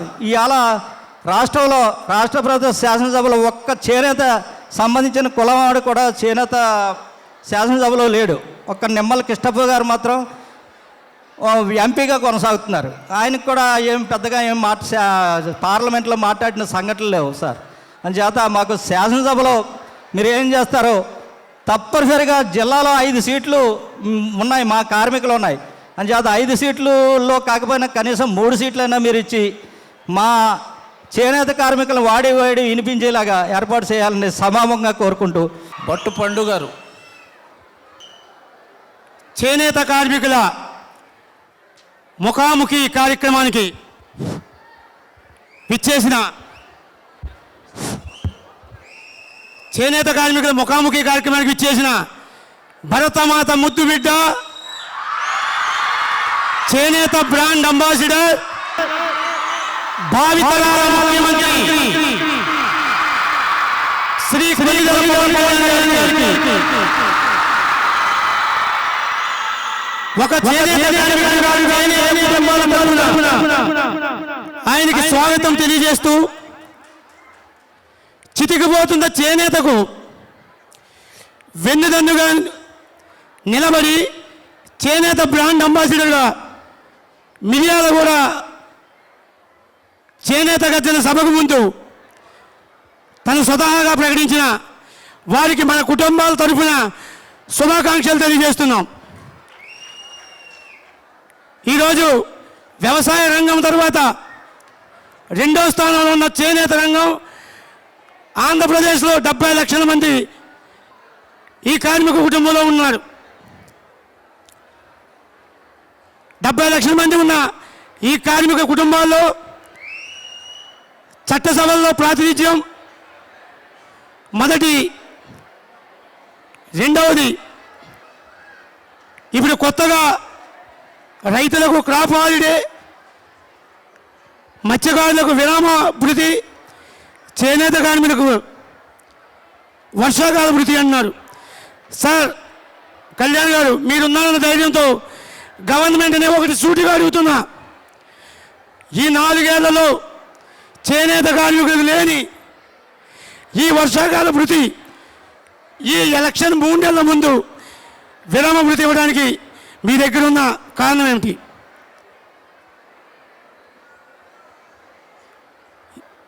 ఈరోజు మత్స్యకారులకి ఒక నాటు పడవకి 6 యూనిట్లుగా గుర్తిస్తుంటే కార్మిక కుటుంబాలకి ఒక మొగ్గానికి ఒక మనిషినే గుర్తిస్తున్నారు.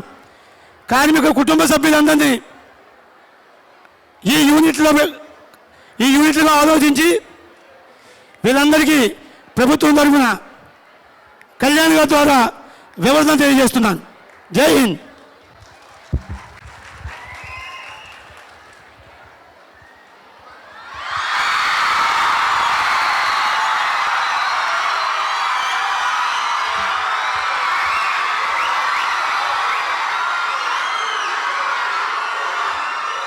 ఇక్కడికి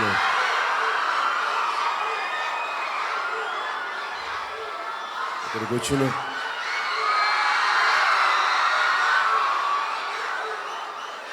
ముందుగా ఒక్క నిమిషం ఒక్క నిమిషం ప్లీజ్ ఒక్క నిమిషం ఇక్కడికి వచ్చిన చేనేత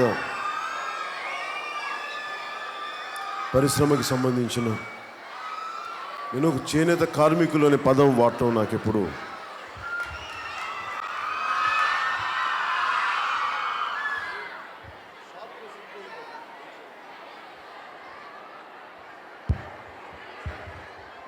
ఏదో ఒక లెవెల్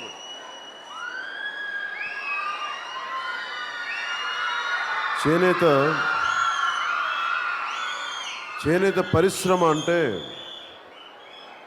అది కార్మికులు అనే పదం వాడటం నాకు ఇష్టం లేదు ఎప్పుడు కూడా. నేను ఎప్పుడు చేనేత కళాకారులు అంటాను. అలా అంటే చాలా గొప్ప అరుదైన కళ, చాలా గొప్ప కళ చేనేత. మన దేశం వృత్తి ఆధారిత కులాలు. ఆ వృత్తి ఆధారిత కులాలకి మన జీవన విధానం ఇస్తుంది, జీవనోపాధి ఇస్తుంది. రైతు తర్వాత, ఆకలి తీర్చే రైతు తర్వాత మానాన్ని కాపాడే, ఒంటి మీద బట్టకు మన మానాన్ని కాపాడే చేనేత పరిశ్రమ చెందిన కళాకారులకి ఈ బాధలు ఇవన్నీ నాకు ఇది మొదటిసారి కాదు, అంతకుముందు తెలుసు. నాకు ఒక దశాబ్దంన్నర నుంచి వింటానే ఉన్నాను ఈ పరిస్థితులు.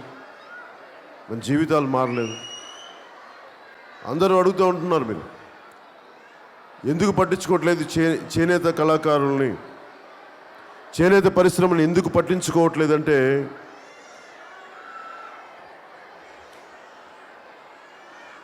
ఈ చేనేత దీని మీద, ఈ బట్ట మీద,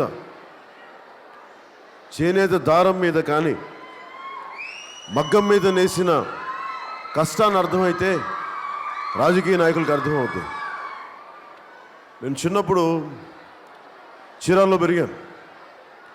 చీరాల్లో పెరుగుతున్నప్పుడు మా పక్కింట్లో నా స్నేహితులు వాళ్ళ మగ్గం ఉండేది, మా స్నేహితుడు వాళ్ళ ఇంట్లో. ఆ మగ్గం నేసేటప్పుడు ఎంత కష్టమో నాకు తెలుసు. ఇందాక ఆడపడుచు మాట్లాడుతా నేసి కాళ్ళు చేతులు రెండు పని చేసి చూపు మందగిలుతుంది, చూపు సన్నగిలుతుంది. 45, ఎందుకంటే చాలా కటికి చీకట్లో చేయాలి, ఒకసారి సరైన వెలుతురు లేని చోట్ల చేయాలి, చూపు మందగించేస్తే. అదే పనిగా చేసి ఒకటే పని చేస్తూ ఉంటే, ఒక్క నిమిషం అరవద్దమ్మా ప్లీజ్, అరవద్దు. ఈ పని చాలా కష్టమైన పని చేనేత పరిశ్రమ చేసేది, చేనేత కళాకారులు చేసేది.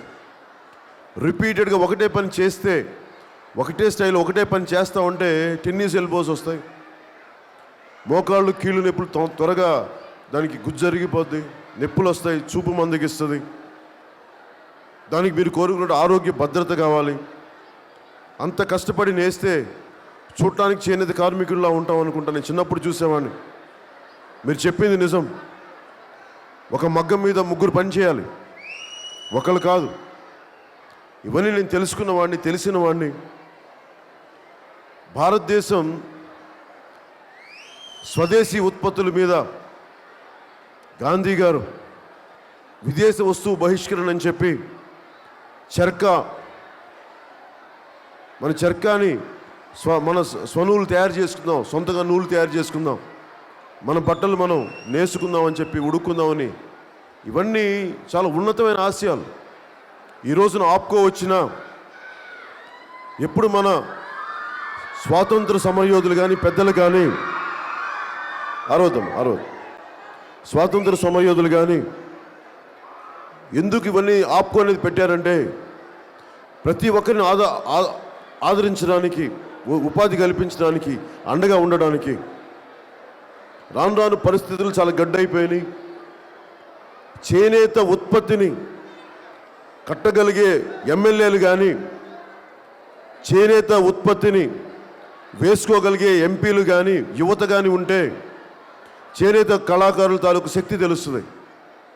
ఈ రోజున రెడీమేడ్ బట్టలు, రెడీమేడ్ చొక్కాలు వేసుకునే పరిస్థితిలో ఉన్నప్పుడు మీ కష్టం ఎలా తెలుస్తుంది? మీ కష్టం ఎవరికి అర్థమవుతుంది? అందుకని నేను ఎందుకు ఈ పంచె ఇది కడతానంటే, నేను చేనేత బ్రాండ్ అంబాసిడర్ని చెప్పడానికి నేను ఈ పంచె కట్టు కడతాను. తెలుగు జాతి గౌరవం అని చెప్పడానికి కడతాను. అంటే సమాజంలో ఉన్నప్పుడు ఎక్కువ సందర్భాల్లో ఒకేలా ఉండలేకపోవచ్చేమో, కానీ నేను నిర్ణయించుకుంది నేను మీ వైపున ఉన్నానని చెప్పడానికి, మీ కష్టాన్ని గుర్తించిన వాడిని చెప్పడానికే తెలుగు జాతి ఇది మన కట్టు, మన బొట్టు, ఇది మన వేషం. దాన్ని గౌరవించడానికి, మిమ్మల్ని గౌరవించడానికి నేను ఈ పంచి తీసుకున్నాను. సో నేను మీరు చెప్పిన సమస్యలన్నీ నేను తీసుకున్నాను, అర్థం చేసుకున్నాను.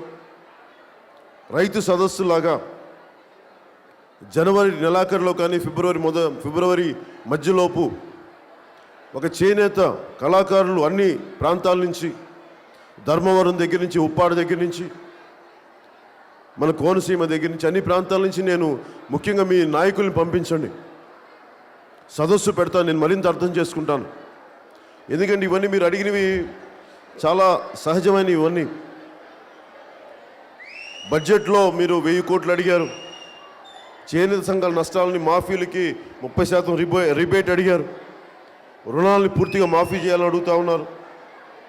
మాతృ సంస్థ అయిన ఆప్కోకి 1000 కోట్లు పెట్టుబడి పెట్టమని అడుగుతూ ఉన్నారు. హెల్త్ కార్డ్స్ కానీ, ఇన్సూరెన్స్ కానీ, అలాగే ఉపాధి హామీ పథకాన్ని వర్తింపజేయటం, ఇవి ఒక్కొక్క మన భారతదేశ తాలూకు సమగ్ర సమాజ స్వరూపం ఏంటంటే, ఒక్కొక్క కులంలో ఒక వృత్తి ఉంటుంది. సమస్య ఏంటంటే, పాలించే కుటుంబాలకి, పాలించే కులాలనే మాట్లాడడం నాకు ఇష్టం ఉండదు ఎప్పుడు. గతంలో ఈ మధ్యన ప్రతి ఒక్కరూ అన్ని లాస్ట్ 2 దశాబ్దాల నుంచి మా కులానికి ప్రాధాన్యత ఇవ్వాలి అని అడగటం ఎక్కువైంది. అది అడగటం తప్పని నేను మాట్లాడట్లా. అసలు అడగాల్సిన పరిస్థితి ఎందుకు వచ్చింది అని మనం విశ్లేషణ చేస్తే, మరి ఇదే సమస్య మనకు స్వాతంత్రం సమయంలో ఎందుకు రాలేదు? 60లో ఎందుకు రాలేదు?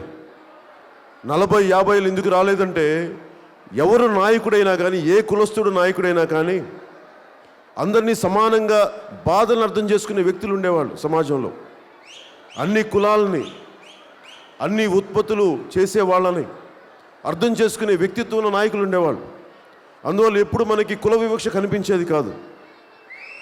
ఈ రోజున చేనేత కార్మికులు కూడా వచ్చి, చేనేత కళాకారులు కూడా వచ్చి, మా కులానికి చట్టసభల్లో ప్రవేశం ఖచ్చితంగా కల్పించాలి. మీకు ఖచ్చితంగా చట్టసభల్లో మీరు రావాల్సిన అవసరం ఉంది. ఎందుకంటే మీ బాధని, మీ వ్యధని, మీ కష్టాలని చట్టసభల్లో ప్రతిబింబించే విధంగా, మాట్లాడే విధంగా ఉండాలంటే ఖచ్చితంగా మీ ప్రాతినిధ్యం ఉండాలి.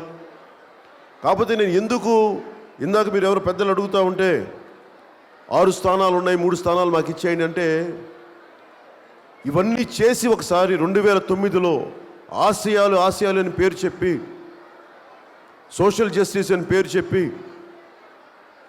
నష్టపోయాం, దెబ్బతిన్నాం. అనుకున్న ఆశయాలు నెరవేర్చలేకపోయాం. చేసిన దానికి చేసిన దానికి ఎవరు నిలబడలేదు. చట్టసభల్లో ఎన్ని సీట్లు ఎవరికి ఇస్తాం అనేది ప్రాతినిధ్యం కంటే కూడా నేను మీకు అండగా ఉంటాను.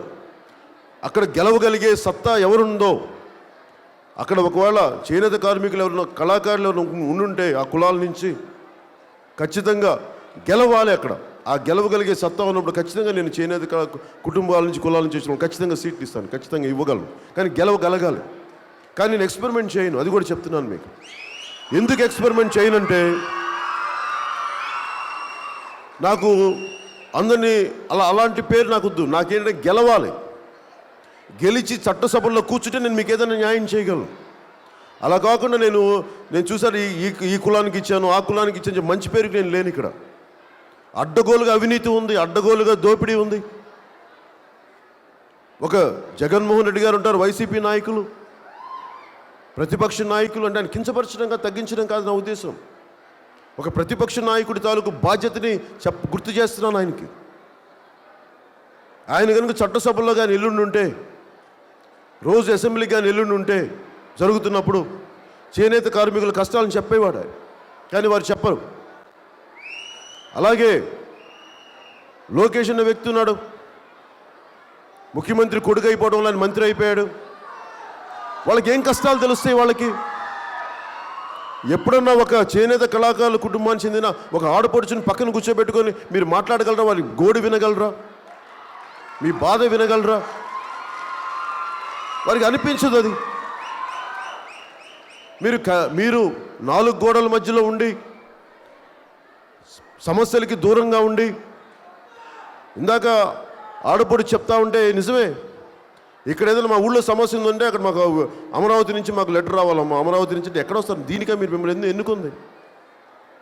ప్రెసిడెంట్లు ఏం చేస్తున్నారు? పంచాయతీ ప్రెసిడెంట్లు ఏం చేస్తున్నారు? వార్డు మెంబర్లు ఏం చేస్తున్నారు?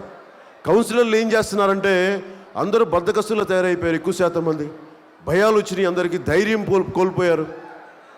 పంచాయతీకి నిధులు ఉండవు ఒకవేళ సిన్సియర్గా ఎవరైనా చేద్దామనుకుంటే.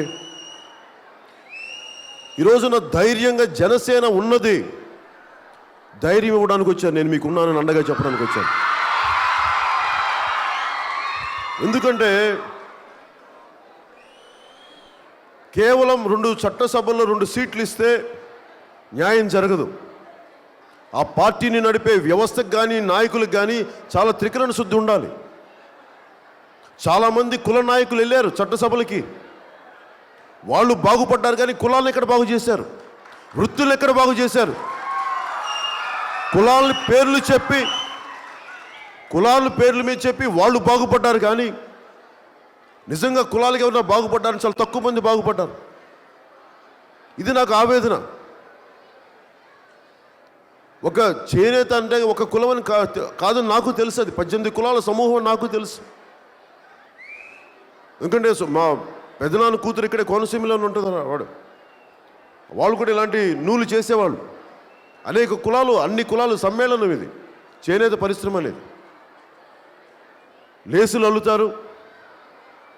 చిన్నప్పుడు మా పిన్నులు కానీ మా చిన్నమ్మలు కానీ చిన్నపాటి బుట్టలు చేసి ఇంటికి ఏదైనా ఎక్స్ట్రా ఆదాయం తెచ్చుకునేవాళ్ళు. ఇవన్నీ ఉంటాయని తెలుసు. అలాగే లేసులు వెళ్ళేవాళ్ళు, చేనేతకు సంబంధించిన చిన్నపాటి పనులు చేసేవాళ్ళు. ఈ 18 కులాలకి ఖచ్చితంగా నేను గుర్తింపిస్తాను. మీ కష్టాన్ని అర్థం చేసుకున్నవాడిని. మీరు చెప్పిన 10 డిమాండ్స్ని సంపూర్ణంగా అవగాహన చేసుకున్నాను.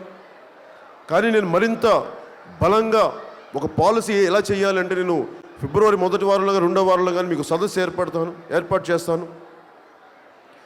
చాలామంది చేనేత కళాకారులతో అందరితో మాట్లాడాను, పరిశ్రమతోటి. పవర్ లూమ్స్ వల్ల చాలా సమస్యలు ఉన్నాయి. మనకి చేతితో చేసే ఇలాంటి మగ్గాల మీద చేసే చీరలకి అద్భుతమైన గిరాకీ రావాలి. అదే మన దురదృష్టం. జపాన్లో అయితే కేవలం కుండలు చేసే ఒక పాటర్స్ కుమ్మరి పని చేసే జపాన్లో అయితే చాలా వాళ్ళ కళాకారులు గుర్తిస్తారు. గతంలో చెప్పేవాళ్ళు మనకి చిన్నపాటి అగ్గిపెట్టెలో పట్టేంత చీరని ఇమర్చగలిగే ఒక కళా నైపుణ్యత ఉంది మన చేనేత కళాకారులకి. ప్రతిభని గుర్తించి ప్రతిభని ప్రోత్సహిస్తే దానికి ఎంతైనా ఆదరణ ఉంటుంది. నేను ఉదాహరణకి ఒక సినిమాలో కాశీ తువ్వాలు, ఎర్ర తువ్వాలు ఎందుకు పెట్టానంటే వాళ్ళు వేసుకుంది అది నేను ఆన్ పర్పస్ పెట్టాను. ఒక కారణం మీద పెట్టాను, అదే ఫ్యాషన్ కోసం పెట్టలా. ఎందుకు పెట్టాను ఆ ఎర్ర తువ్వాలంటే అందరూ వాడగలిగేది, సగటు భారతీయుడిని చెప్పగలిగేది, అందరికీ ఎఫోర్డబుల్గా అందరికీ ఈజీగా కొనగలిగేది. అవి చేస్తే ఇట్లాగా మరి దానికి మార్కెట్ రాలో. ఎప్పుడు మనం నిర్లక్ష్యంగా చూసే ఒక చిన్నపాటి ఎర్ర తువ్వాలకి ఈరోజు ఒక ఫ్యాషన్ ఐటెం అవ్వలేదు, ఫ్యాషన్ బ్రాండ్ అవ్వలేదు. అలాంటిది రేపు పొద్దున చేనేత కళాకారుల ఉత్పత్తులను కనుక మనం సరైన రీతిలో కనుక అంతర్జాతీయ మార్కెట్లో తీసుకెళ్తే అదొక ఫ్యాషన్ అయిపోద్ది. మగ్గం మీద నేసిని ఒక రోజున ఫ్యాషన్ అయిపోతాయి. ఎక్కడో ఇటలీలో ఉన్న మిలాన్కి మన ఉత్పత్తులను తీసుకెళ్ళచ్చు. వాళ్ళని ఇక్కడ తీసుకురాగలను నేను ఇక్కడికి. ఇంత అరుదైన కళ ఉంది మనకి, మన కోనసీమలో కానీ మన ఆంధ్రప్రదేశ్లో కానీ. అద్భుతమైన నైపుణ్యత ఉన్న చేనేత కళాకారులు ఉన్నారు, వాళ్ళు డిజైన్ చెప్తారు మనకి. మాకు ఇలాంటివి కావాలంటే బోళ్ళంత విదేశ మారక ద్రవ్యం వస్తుంది, జీవితాలు బాగుపడతాయి, సహకార సంఘాలు బలోపేతం చేయొచ్చు. ఇవన్నీ నాకు చాలా అవగాహన ఉంది వీటి మీద ఎలా చేయాలనేది. చేనేత కార్మికులు కళాకారులకి ఎంత అందంగా మీకు జీవితం ఉండాలి, ఎంత ఆరోగ్య బీమా ఉండాలి, మీకు ఎంత భద్రత ఉండాలి, ఇవన్నీ నాకు చాలా బలమైన అవగాహన ఉంది. అందుకే నేను ఫిబ్రవరిలో మీకు బలమైన సదస్సు పెట్టినప్పుడు మీరు మాట్లాడుతున్నారు, కానీ తర్వాత నేను నా అంతరంగాన్ని ఆవిష్కరిస్తాను చేనేత కార్మికులు కళాకారులకు సంబంధించి. అందుకని మీరు ధైర్యంగా ఉండండి. నేను కోరుకునేది కూడా చట్టసభల్లో మీరు ఖచ్చితంగా మీకు ఇవ్వగలిగినన్ని సీట్లు ఇస్తాం. ఒకవేళ లేని పక్షంలో నేను అన్ని సమస్యలను అర్థం చేసుకున్నవాడిని, నేనున్నాను. ఇవి కాకుండా నామినేటెడ్ పోస్టులు ఉన్నాయి, ఇవి కాకుండా సహకార సంఘాల్లో డైరెక్ట్గా మిమ్మల్ని గుర్తించే పెద్ద పదవులు ఉంటాయి. ఎందుకంటే మీ వృత్తి తాలూకు, మీ నేపథ్యం తాలూకు కష్టాలని ప్రజల్లో తీసుకెళ్ళగలిగే చట్టసభలో ప్రభుత్వం దృష్టికి తీసుకొచ్చే ఎన్ని పదవులు ఉన్నాయో ఆ పదవుల్లో మిమ్మల్ని అందరినీ సరైన వ్యక్తులను పెడతాను. ఉన్న సమస్య కూడా ఏంటంటే చేనేత రంగంలో ఉన్న వ్యక్తులకు కూడా వృత్తికి అంకితం ఇవ్వాల్సింది పోయి పార్టీలకి అంకితం అయిపోతూ ఉన్నారు. ఒక తెలుగుదేశం పార్టీకి, ఒక వైసీపీకి, ఒక కాంగ్రెస్కి అని చెప్పి. అందువల్ల నిజానికి న్యాయం జరగట్లేదు. అలా కాకుండా మనం ఏదైతే వృత్తిని నమ్ముకున్నామో దానికి నిజంగా కనుక అండగా ఉండగలిగే నాయకులు మేము తీసుకొస్తాం బయటికి.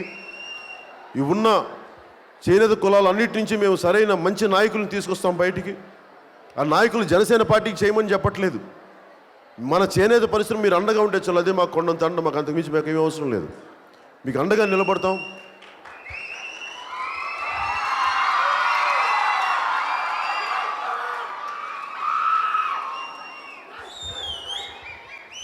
అలాగే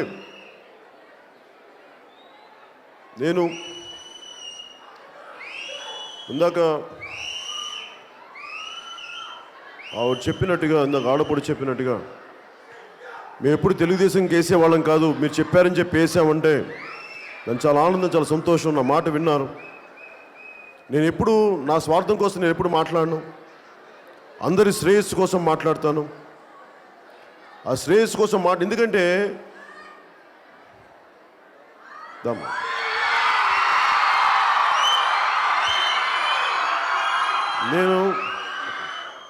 నేను ఎందుకు ఒక సగటు ఆడపడుచుకి, సగటు గృహిణికి ఎందుకు ఇంత మర్యాద ఇస్తానంటే, నిజంగా గృహిణి ఆడపడుచుల బోళ్ళంత కొండంత ధైర్యం ఉంటుంది, కుటుంబాన్ని తీసుకెళ్ళగలిగే సత్తా ఉంటుంది. అలాంటి ధైర్యస్తులు ఇళ్లలో కూర్చుంటారు. మగాళ్ళు ఏమనుకుంటారంటే వాళ్ళకేం తెలియదు అనుకుంటారు.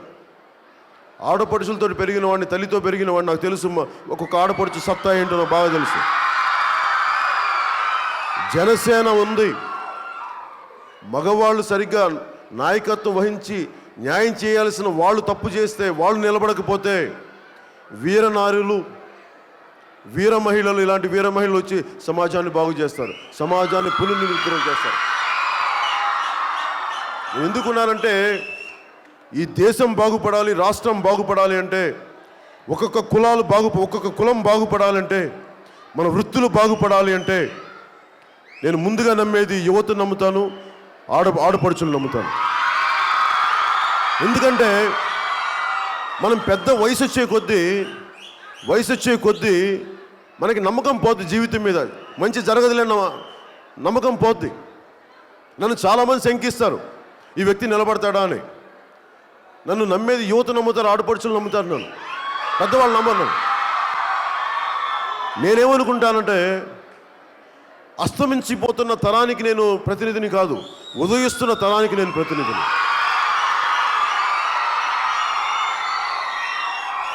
అస్తమించిపోతున్న తరానికి ప్రతినిధి చంద్రబాబు గారు, లోకేష్ గారు, జగన్మోహన్ రెడ్డి గారు. పాత రాజకీయాలు,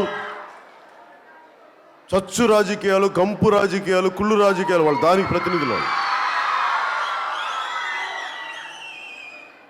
ఒకడు దేశంలో ఆకలితో ఏడుస్తున్నాడని చెప్పి, ఒక చేనేత కార్మికుడు మగ్గం మీద డబ్బు లేక ఆరోగ్యం కోల్పోతున్నాడని చెప్పడానికి నేను ఒకటే అనుకుంటాను, యూరోప్ నుంచి కార్ల్ మార్క్స్ రావాలా మనకి చెప్పడానికి, మన దేశంలో సమస్యలు చెప్పడానికి? చైనా నుంచి మావో చెప్పాలా మనకి? అరే నీకు అధికారం, నీకు ఎదుటి వారి కన్నీళ్ళను తొడవలేకపోతే, ఒక ఆడపడుచు కన్నీళ్లు తొడవలేకపోతే, ఒక అన్యాయానికి నీకు అశ్రువులు రాకపోతే అలాంటి అధికారం ఎందుకు? అలాంటి అధికారాన్ని పట్టుకొని వేలాడటం ఎందుకు? న్యాయం చేయడానికి ముందు అడిగిన అధికారం ఎందుకు? అందుకని జనసేన పార్టీ ఉన్నది కష్టమైన నష్టమైన నన్ను ఎవరు నమ్మడానికి సిద్ధంగా ఉండరు. నన్ను నమ్మింది ఫస్ట్ ఆడపడుచులు నమ్మారు, నా యువత నమ్మారు. పెద్దలు నమ్మలేదని కాదు, ఈ అబ్బాయి చేయగలడా, ఇంత మంచితనం ఉంటే రాజకీయాల్లోకి రాడంటారు. అంటే ఎలా ఉండాలి? దుర్మార్గంగా తయారవ్వాలి, జగన్మోహన్ రెడ్డి గారి లాగా జైలుకి వెళ్ళాలి కేసులు చేసుకొని, అదే రాజకీయాలు. అప్పుడు గుర్తిస్తారా నన్ను? చంద్రబాబు గారి లాగా వెళ్ళి ఎన్టీ రామారావు గారిని వెన్నుపోటు పొడిచి అప్పుడు రాజకీయం చేసి అప్పుడు నన్ను నమ్ముతారా అంత పెద్దవాళ్ళు? అంబేద్కర్ గారు చేశారా ఇలాంటి దోపిడీలు? మహాత్మా గాంధీ గారు చేశారు ఇలాంటి దోపిడీలు? ఎవరు ఆశయాలను పెట్టుకెళ్తున్నాం? చాలా చిత్తశుద్ధిగా, త్రికరణ శుద్ధిగా ఉన్న స్వాతంత్ర సమరయోధులు స్ఫూర్తిగా తీసుకున్నాం. వాళ్ళు చచ్చిపోయారు ఈ మధ్యన. ఆ తరం అంతరించిపోతూ ఉంది. మనకు కనిపెట్టే సగటు రాజకీయం అంటే కూర్చొని వెన్నుపోట్లు పడవండి, జైలుకి వెళ్ళండి. వీళ్ళు మన రోల్ మోడల్స్ అయితే యువతకి వీళ్ళేం పాఠాలు చెప్తారు? వీళ్ళకేం హక్కు ఉంది? వీళ్ళకేం నైతిక బలం ఉంది? మాకు పాఠాలేమో అంబేద్కర్ గారి పాఠాలను, గాంధీ గారి పాఠాలు, సుభాష్ చంద్రబోస్ గారి పాఠాలా? మీరు చేసేనేమో అడ్డగోలు దోపిడీలు, స్కాములు, ఇవే ఇసుక దోపిడీలు, ఇసుక మాఫియాలా? అసలు వీళ్ళలో ఒకరికైనా పాలించే హక్కు ఉందా? మనల్ని నిర్దేశించే హక్కు ఉందా వీళ్ళకి? మనం మారాలి అంటే, వీళ్ళని మార్చాలంటే ఒక్కొక్కరుగా మారాలి. మన ఆలోచన విధానం మారాలి. ఒక ఆడపడుచు ధైర్యంగా వచ్చింది ఈ రోజున. ఒక ఆడపడుచు ఇంట్లో నుంచి బయటికి రాని ఆడపడుచు వచ్చి చెప్తున్నారు, నాకు ఈ సమస్య ఉంది, చిరాకు వస్తుంది ఈ సమస్యల మీదని. మాట్లాడాలన్న ధైర్యం ఉన్న ఆడపడుచులు ఇలా వస్తుందే మార్పు. మార్పు అంటే ఇదే. మార్పు అంటే కత్తులు పట్టుకొని, కటార్లు పట్టుకొని చలో అని చెప్పి ముందుకెళ్ళడం కాదు. మార్పు అంటే ఇదే, లోపల నుంచి మార్పు. రక్తపాతాలు అవసరం లేదు, విప్లవాలు అవసరం లేదు. చంద్రబాబు గారిలాగా ప్రభుత్వాన్ని వెన్నుపోటు పట్టి కూలతో ఎక్కర్లేదు. ఒక ఓటేసి వీళ్ళు ఈ ప్రభుత్వం వద్దు, ఇంకో ప్రభుత్వం కావాలని కోరుకోడు. అదే మార్పు. రేపు పొద్దున జనసేన ప్రభుత్వం వచ్చిన తర్వాత కూడా పవన్ కళ్యాణ్ తప్పు చేసిన పవన్ కళ్యాణ్ చొక్కా పట్టుకుని అడగాలి, ఎందుకంటే వీళ్ళు మాట్లాడి ఎందుకు చేయలేదని. జనసేన నాయకులను అడగాలి, మీరు ఇన్ని మాట్లాడారు కదా, అతను బాగున్నాడు, మీరేం చేస్తున్నారు అడగాలి. మీరు ప్రజాస్వామ్యాన్ని బలం ఇవ్వడానికి నేను వచ్చాను. జనసేన పార్టీ ప్రజాస్వామ్య వ్యవస్థని బలోపేతం చేయడానికి వచ్చాను జనసేన పార్టీ ద్వారా. నాకేంటి, కూర్చుంటే ఇంట్లో 100 కోట్లు సంపాదించగలను. ఏం చేసుకుంటాను? డబ్బులు ఉట్టి చేతులతో వస్తాం, ఉట్టి చేతులతో పోతాం. ఏం చేసుకున్నావు? దరిద్రపు డబ్బులు. ఎంత తింటావు డబ్బులతోటి? ఎన్ని నోట్ల కట్టలు సంపాదిస్తావు? కన్నీళ్లు తొడవలేకపోతే, సాటి మనిషి కన్నీళ్లు తొడవలేకపోతే ఆ బతికెందుకు? కూర్చొని 1000 రూపాయలు ఇచ్చి మా జీవితాలను కొంటానుగా. మాట్లాడితే కూర్చోబెట్టి ఇందాక 1,00,000 రూపాయలు ఒక ఇంటికి ఇవ్వడానికి 6 విడతల్లో ఇస్తారా మీరు? 10,000 15,000 ఎప్పుడు కట్టారు ఇల్లు? అది ఏదైనా కావాలంటే అక్కడ మన ఎలక్ట్రికల్ పోల్ పోతే ఎలక్ట్రీషియన్ వచ్చేస్తాడు, అంతేగాని లోకేష్ వచ్చేస్తాడు స్విచ్లు, చంద్రబాబు గారు వచ్చేస్తారు స్విచ్లు. మాట్లాడితే మేం చేసామని మాట్లాడతాం. ఓ పని చేయండి, రేపు వాళ్ళ నుంచి మొత్తం వీధులను ఊడ్చేయమని చెప్పండి వచ్చి. మా ఇల్లు పాత్రలు కడిగేయండి అమ్మా, మేము కడుక్కోలేకపోతున్నాం. అప్పుడు మేము నమ్ముతాం. మీ ఇంట్లో వంటలు కడిగాం, మీ ఇంట్లో పాత్రలు కడిగాం, మీ ఇంట్లో అంట్లు తోయాం. విద్యార్థులకేమో మేము కూర్చోబెట్టి మీకు నోట్బుక్లు ఇచ్చాం, లేదంటే మీకు నోట్బుక్లో ఎవరైనా కాపీ కొడతాం వాళ్ళు స్లిప్లు ఇచ్చాం. ఇవన్నీ చెప్పాలి అప్పుడు నమ్ముతాం. మేము కష్టపడి ఉమ్మడి శక్తి ఇంతమంది కష్టపడి ఇంతమంది జిఎస్టీలని పేరు మీద శ్రమ పడితే మేము అందరి ఉమ్మడి శ్రమ, ఉమ్మడి సంపాదన ప్రభుత్వం చేతికి ఇచ్చి అందరికీ పంచవయ్య మగడా అంటే కూర్చోబెట్టి మీ ఒకటి ఉంచుకుంటే ఏం చేస్తారు వీళ్ళు? అని భేమిస్తున్నాం. అసహ్యం ఉంటుంది ముఖ్యమంత్రి గారు మాట్లాడుతూ ఉంటే. ఏం మాట్లాడతారు ఆయన? నేను బాత్రూమ్ కట్టించాను, నేను ఇల్లు కట్టించాను, నేను ఉద్యోగాలు ఇచ్చాను. ఎవడు ఉద్యోగాలు ఇచ్చాడు? నేను అడిగానండి చేయమని, వెళ్ళు రాకు వెళ్ళు. ముఖ్యమంత్రి గారు చెప్తా అంటారు పాపం మా అబ్బాయి చాలా కష్టపడిపోతున్నాడు లోకేష్, పుట్టిన బిడ్డను చూసుకోలేకపోతున్నాడు అంటాడు. నా ఉద్దేశం ఏముందంటే అంత త్యాగాలు చేయకండి అమ్మా, మీరు వెళ్ళిపోండి, మీరు ఇళ్ళలో హ్యాపీగా ఉండండి, మీ బిడ్డలు మాకు చూసుకోండి, మాకు వద్దు, మిమ్మల్ని త్యాగాలు చేయమని అడగట్లేదు. నేనేం చెప్పట్లేదు నేను త్యాగాలు చేసి వచ్చానండి, నాకేం త్యాగం చేశానని లేదు, నాకు ఇష్టమైన పనిని చేస్తున్నాను, నాకు ప్రేమించిన పనిని చేస్తున్నాను, నేనేం త్యాగాలు చేయట్లేదు ఇక్కడ. అవును, నా బిడ్డలు కూడా ఏడుస్తారు, నన్ను తిడతా ఉంటారు ఇంటికి రానని చెప్పి. అదంతే, వాళ్ళ తండ్రి అలా ఉన్నాడు అంతే, అది మీ కర్మ అంటాను. నేను నా ప్రజలు నేను చూసుకోవాలంటాను. ఈ త్యాగం ఎక్కడుంది ఇక్కడ? రాత్రి బౌళ్ళు పని చేస్తున్నానంటే ముఖ్యమంత్రి గారు మాట్లాడుతాను. నేను ఎవరు పని చేయమన్నారు? రాజకీయాలు రాకండి, రిటైర్ అయిపోండి మీరు. చేనేత కార్మికులు రిటైర్ అయిపోవాలి పనులు చేసి. మీకు సరిగ్గా మతిపోయిన పైకి పాపం మర్చిపోయేది. నేను తెలంగాణలో కూడా మాట్లాడితే జనసేన పార్టీని మాట్లాడుతున్నా, మైండ్లో మనసులో అంతా జనసేన ఉంది. తెలంగాణలో నేను పోటీ చేయను ఈ ఎమ్మెల్యే ఎన్నికల కంటే ఆయనకి మనసులో సంపూర్ణ పవన్ కళ్యాణ్ ఉన్నాడు. పవన్ కళ్యాణ్ జనసేన. అందుకే తమ్ముళ్ళు మనం జనసేన కూడా కలవాలి చెప్తున్నాడు. అరే మేము పోటీ చేయట్లే అంటే అర్థమవుతుంది ఏంటంటే ఆయనకి భయం వచ్చేసింది జనసేన అంటే. ఆయనకి ఓడిపోతున్నామని తెలుసు ఆయనకి. పని చేద్దాం, ఆయన గౌరవప్రదంగా ఓడిద్దాం, గౌరవప్రదంగా తెలుగుదేశం పార్టీని ఓడిద్దాం, గౌరవప్రదంగా వారు చేసిన సేవలు చాలు. నేను అనేది చాలు, ఈ పాత తరం నాయకులు చాలు, ఇంక అయిపోయింది. మళ్ళీ లోకేష్ గారు జగన్మోహన్ రెడ్డి గారు వచ్చి మళ్ళీ పాత తరం మాటలే. ముఖ్యమంత్రి అవ్వండి నేను మీకు చేస్తానంటాడు ఒక ఆయన, మా తాత ముఖ్యమంత్రి, మా నాన్న ముఖ్యమంత్రి, నన్ను కూడా ముఖ్యమంత్రి చేయండి అనే వ్యక్తులు. వీళ్ళందరినీ తీసి పక్కన పెడదాం, ఒక ఆడపడుచుకి ధైర్యం ఇచ్చే పార్టీని ఎన్నుకుందాం. ఎందుకంటే ఎందుకంటే మాట్లాడుతున్నా అంటే ఇది ఈ దేశంలో మీ పంచాయతీ ప్రెసిడెంట్ ఈ మాట ఎండ కదమ్మా అడిగితే విన్నాడు మాట. ఇందాక చెప్తా ఉన్నావు కదా, ఏమన్నావు? పంచాయతీ ప్రెసిడెంట్ ఏంటంటావు?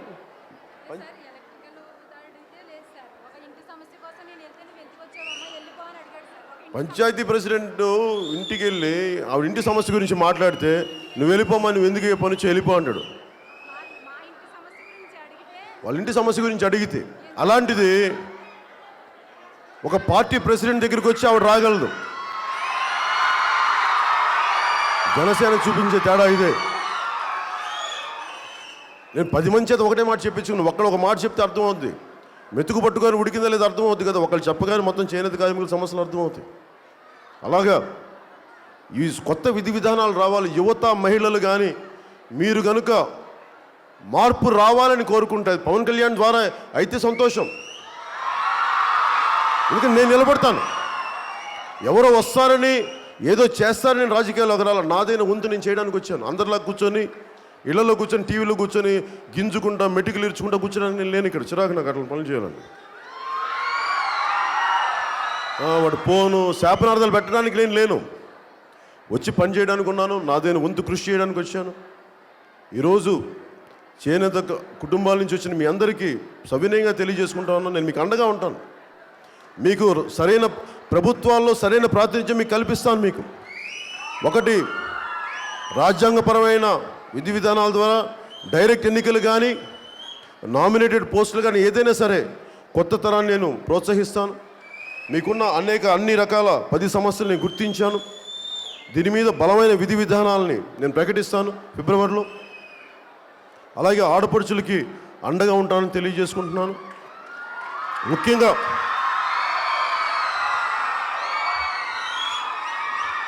ఇక్కడున్న యువత కానీ, ఎందుకంటే అన్ని కులాల్లోని యువత మారిపోతూ ఉన్నారు. వాళ్ళు ఒకటే అలా ఆలోచిస్తున్నారు, పెద్ద వర్గమే వేరేలా ఉన్నారు. అందుకని యువత ఆడపడుచులే ఈ దేశానికి రాష్ట్రానికి దిశానిర్దేశం చేయాలి. మీ ధైర్యమే మంచిది, మీరు మారండి. నేను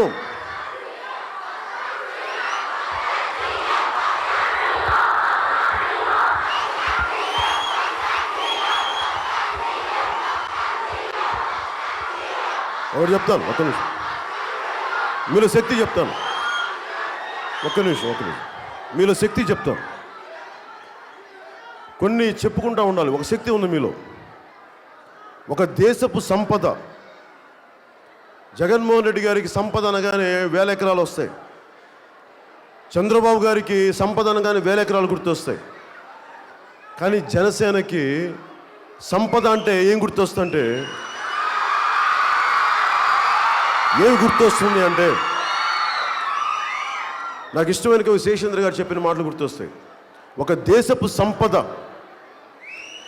నదులు కాదు, అరణ్యాలు కాదు, ఖనిజాలు కాదు, కలల ఖనిజాలతో చేసిన యువత. ఎలాంటి కళలు, ఎలాంటి కళలు కంటారు యువత నాకు తెలుసు. అద్భుతంగా ఉంటుందని కళలు కంటారు, జీవితాలు బాగుండాలని కళలు కంటారు. ఎంత శక్తి ఉంటుంది యువతలో. వారిని కన్న తల్లులకి, వారిని పెంచిన ఆడపడుచులకి ఎంత శక్తి ఉంటుంది. అలాంటి ఆడపడుచులు యువత కానీ ఏకమై ఒక్క మాట మీద ఒక్క ఆలోచన పెట్టండి. మనకి ఈ ప్రభుత్వాలు మారాలి, కొత్త బాధ్యతతో కూడిన రాజకీయ వ్యవస్థ రావాలని కోరుకోండి. మహామంత్రం అయిపోతుంది, జరిగిపోతుంది. మీరు చెయ్యాల్సింది ఏమిలా, మీరు రోజు కత్తులు కటాలు పెట్టుకొని తిరగక్కర్లా. ఇంట్లో కూర్చొని ఇలా అయితే ఉండకూడదని ఒక మాట అనుకోండి. రోజు ఏం పోతుంది మీకు నష్టం? మాట మీరు అంత పిసినర్లు అయిపోతే ఎట్లా? మాట అనుకోవడానికి కూడా కొంచెం పొదుపు డబ్బుల్లో పాటించండి. బాగా భారీగా ఉండండి. మనకు ఒక మాట ఉంటుంది, భావ దారిద్ర్యం, మేధో దారిద్ర్యం అని.